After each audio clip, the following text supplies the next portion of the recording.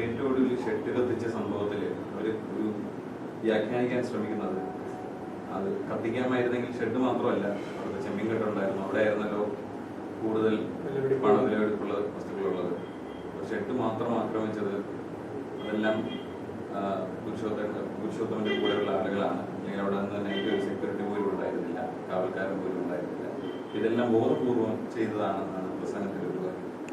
അല്ല, ഇതെല്ലാം കാലത്ത് പറയുന്നത് തന്നെയല്ലേ. അതിൽ ഞാൻ തുടക്കത്തിൽ സൂചിപ്പിച്ചത്, വീടാക്രമിച്ച കേസിൽ ഞങ്ങളല്ല എന്ന് പറഞ്ഞപ്പോൾ പ്രതികളെ പിടിച്ചപ്പോൾ അവരെല്ലാം CPM-ൻ്റെയും DYFIയുടെയും പ്രവർത്തകരാണല്ലോ. അത് പയ്യന്നൂരിലെ ജനങ്ങൾക്ക് ബോധ്യപ്പെട്ട ഒരു കാര്യമല്ലേ. അപ്പോൾ ഈ കുറ്റകൃത്യങ്ങളെല്ലാം സംഘടിപ്പിക്കുകയും അത് മറ്റുള്ളവരുടെ മേലെ ചാരാനുള്ള ശ്രമം, മറ്റുള്ളവരുടെ മേലെ അടിച്ചേൽപ്പിക്കാനുള്ള ശ്രമം നടത്തുകയും ചെയ്യുന്ന ഒരു രീതി കുറേ കാലമായി CPM നടത്തിക്കൊണ്ടിരിക്കുന്നതാണ്. അതിൻ്റെ തുടർച്ച തന്നെയാണിതും.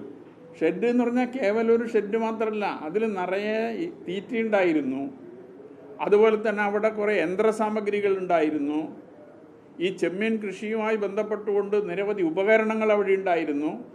ഇതെല്ലാമാണ് തീവെച്ച് നശിപ്പിച്ചത്, കേവലം ഒരു ഷെഡ് മാത്രമല്ല. അപ്പോൾ വലിയ നിലയിൽ സാമ്പത്തിക നഷ്ടം അതിൻ്റെ ഭാഗമായി സംഭവിച്ചിട്ടുണ്ട്. അപ്പോൾ ഇതൊരു ഷെഡ് മാത്രം എന്ന നിലയിൽ ചുരുക്കി കാണാനാണ് CPM നേതൃത്വം ശ്രമിക്കുന്നത്. അത് ശരിയല്ല എന്നതാണ് അതേക്കുറിച്ച് പറയാനുള്ളത്. താങ്കൾ MLA ആയതിനു ശേഷം ഒട്ടേറെ പ്രവർത്തനങ്ങൾ അല്ലെങ്കിൽ എതിർപ്പുകൾ, ആരോപണങ്ങൾ CPM LDF നടത്തുന്നുണ്ട്. താങ്കൾ ഇപ്പോൾ UDF-ന്റെ പിന്തുണയോട് കൂടിയുള്ള MLA കൂടിയാണ്. പക്ഷേ താങ്കൾ സംരക്ഷിക്കുന്നതിന് വേണ്ടി UDF ആരും രംഗത്ത് വരുന്നത് കാണുന്നില്ല. ഇത്രയും വലിയ അക്രമങ്ങൾ നടക്കുന്നു, പ്രശ്നങ്ങൾ നടക്കുന്നു, പൊതുസമൂഹത്തിൽ നിരന്തരം ഇന്നും പോലും ഒരുപാട് നേരം താങ്കളെ കുറിച്ചാണ് പ്രസംഗത്തിൽ രണ്ടുപേരും ഉന്നയിച്ചത്. അത്തരത്തിലൊരു പിന്തുണ കുറവുണ്ടോ? ഒരു പിന്തുണ കുറവുമില്ല. ഞാൻ UDF അല്ല. ഞാൻ തുടക്കം മുതൽ പറഞ്ഞുകൊണ്ടിരിക്കുന്ന ഒരു കാര്യം, ഞാൻ സ്വതന്ത്രനാണ്. തെരഞ്ഞെടുപ്പിൽ UDF എന്നെ പിന്തുണക്കാൻ തയ്യാറായി.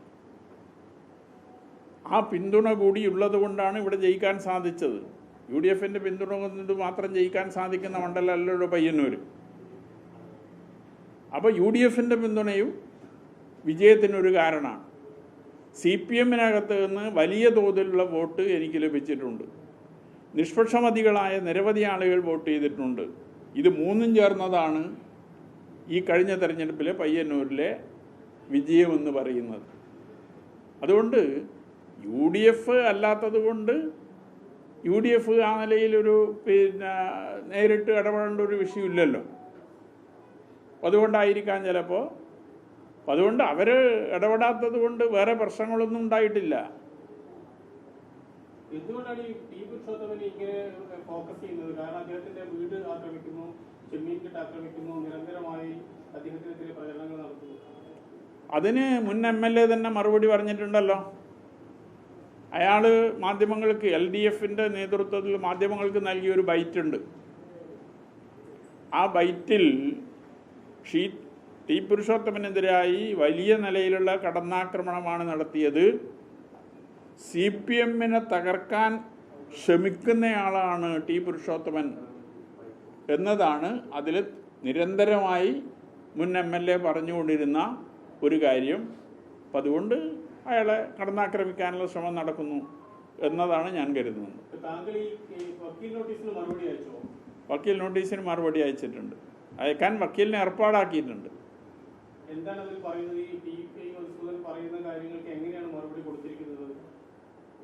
അല്ല, ഞാൻ എഴുതിയ പുസ്തകം, ഞാൻ പ്രസിദ്ധീകരിച്ച പുസ്തകം അയാൾക്ക് മാനഹാനി ഉണ്ടാക്കിയതാണ് എന്നാണ് വക്കീൽ നോട്ടീസ്, വേറെ ഒന്നുമില്ല. ഞാൻ എഴുതിയ പുസ്തകത്തിൽ പറഞ്ഞ കാര്യങ്ങൾ അയാൾക്ക് മാനഹാനി ഉണ്ടാക്കി എന്നതാണ് വക്കീൽ നോട്ടീസിൽ പറയുന്നത്. അപ്പോൾ അയാളുടെ ആക്ഷേപങ്ങളെല്ലാം ഞാൻ തള്ളിക്കൊണ്ടുള്ളതാണ്, നിരസിച്ചുകൊണ്ടുള്ളതാണ് എൻ്റെ മറുപടി. ഈ നേരത്തെ പുറത്ത് പറയാതിരുന്ന കണക്കുകൾ, അല്ലെങ്കിൽ പാർട്ടി നേതൃത്വം ആരും തന്നെ പറയാൻ തയ്യാറായ കണക്കുകൾ ഉൾപ്പെടെ ഈ വക്കീൽ നോട്ടീസിന്റെ ഭാഗമാണ് എന്ന് മനസ്സിലാക്കുന്നു.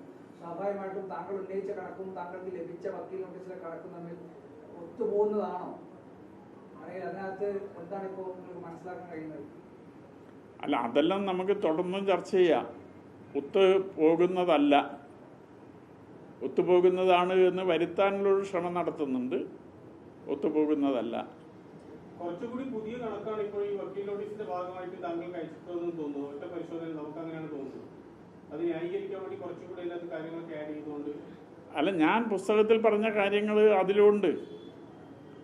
കാരണം 2017 ജനുവരിയിൽ ഉദ്ഘാടനം ചെയ്ത ഏരിയ കമ്മിറ്റി ആഫീസിൻ്റെ ചെലവ് 2017 ഡിസംബർ 8, 9 തീയതികളിൽ കരിവള്ളൂരിൽ വെച്ച് നടന്ന പാർട്ടി ഏരിയ സമ്മേളന റിപ്പോർട്ടിൽ ഉൾക്കൊള്ളിച്ച് ചെലവ് കണക്ക് അവതരിപ്പിച്ചതാണ്.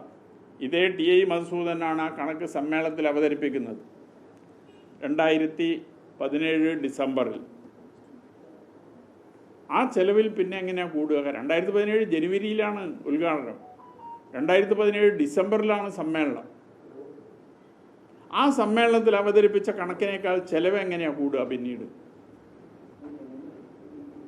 അത് ഇതുവരെ ആർക്കും മനസ്സിലാവാത്ത ഒരു കാര്യമാണ്. ആ നിലയിലാണ് ഇപ്പോൾ വക്കീൽ നോട്ടീസിലുള്ള കണക്ക്. ഇപ്പൊ നിലവിൽ വക്കീൽ നോട്ടീസിന്റെ ഭാഗമായി വന്ന കണക്ക് ഇപ്പോൾ പുതുതായി ഉണ്ടാക്കിയ ഒരു കണക്കാണ്. പുതുതായി ഉണ്ടാക്കി ഏരിയ കമ്മിറ്റിയിൽ അവതരിപ്പിച്ച കണക്കാണ്. പക്ഷേ ഏരിയ കമ്മിറ്റി അത് അംഗീകരിച്ചിട്ടില്ല.